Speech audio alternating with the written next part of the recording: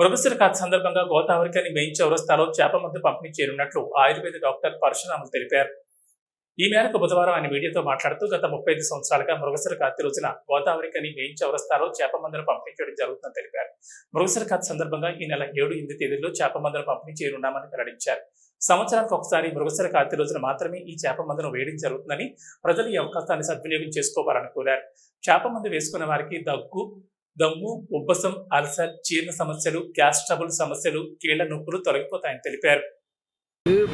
మృగశిర కార్తీక నాడు డాక్టర్ పరశురాముల ఆధ్వర్యంలో చేప మందు ప్రతి గోదావరి కన్నా చౌరస్తాలో 35 సంవత్సరాల నుంచి ఇక్కడ ఆయుర్వేద మందు చేప మందు పంపిణీ చేస్తున్నాము. దీన్ని ఎప్పుడు వేసుకున్నా కూడా కార్తీక మాసం ఒకే రోజు నాడు చేప మందు పంపిణీ చేస్తాము. సర్వరోగాలకు వస్తుంది.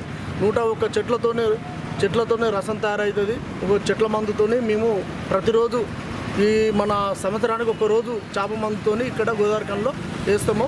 ఇది డాక్టర్ పరశురాములు ఆయుర్వేద డాక్టర్ ఆధ్వర్యంలోనే మేము చెట్ల మందు సప్లై చేస్తున్నాము.